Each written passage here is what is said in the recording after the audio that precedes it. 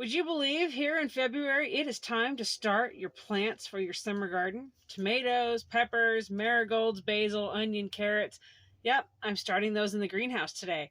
Why am I starting those? Well, these guys, I know they're in containers, they're hard to see, but all of these guys are companion plants. They're all going to want to grow together. Now, peppers and tomatoes, they don't make the best neighbors. You wouldn't want to put them right next to each other, but you can actually plant them in the same bed. I know I always do, and I haven't had issues, but I do make sure I have some gaps between them.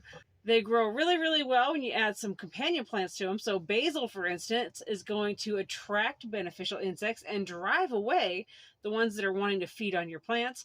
Onions are another good plant. It's going to drive away some of those pests, but it also encourages growth.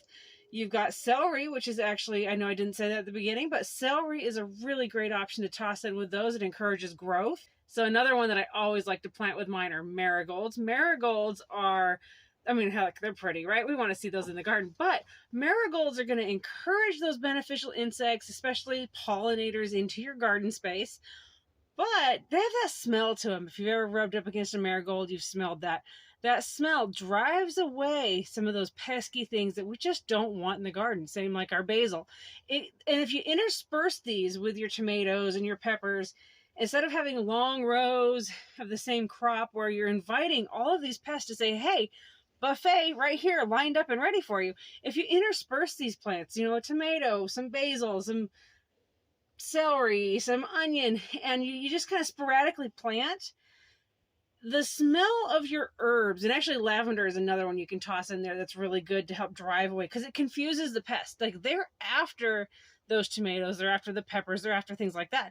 But when you intersperse those companion plant herbs and other plants like the onions, radishes is another good one. They help get rid of aphids. When you do that, it confuses those bad bugs we don't want in the garden. And they just have a hard time finding our plants. So instead of having a buffet, they have to work for it. And it gets to the point where they'll just go to your neighbor's garden. Or you can plant a trap area in your property.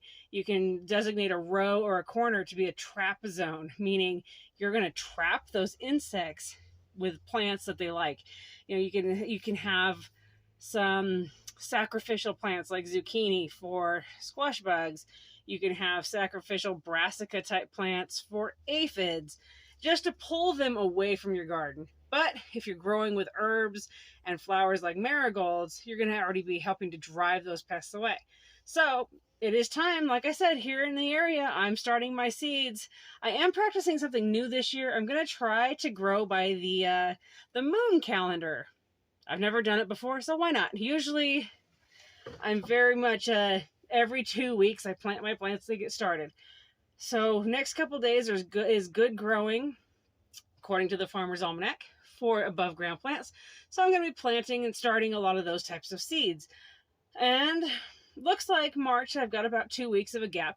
Now, if it's lettuce, things like that, come on, lettuce, you have to harvest a lot of it, versus a tomato plant. So lettuce, I start weekly. But it is time, you guys, if you're itching to get your fingers dirty in some soil, grab the tomato seeds, grab the pepper seeds, grab those guys, get them started. But while you're at it, why not plant some of those beneficial plants that want to grow with them? Here's some basil, carrots. I actually am starting carrots in a seed tray. Yes, I am. And I can totally go into depth on why and how. And onion.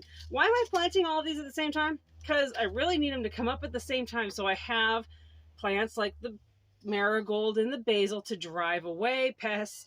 Even from a young age, you'll have seedlings getting attacked. So if I have various herbs and stuff in there, it's perfect. It's driving away those bad bugs right from the get-go, right from the baby stage. So that's what I'm doing. There's more that we can be planting. I'll have another video on what else we're planting, but you definitely want to get started right now on those types of plants. They have a long growing season and you don't want to miss out.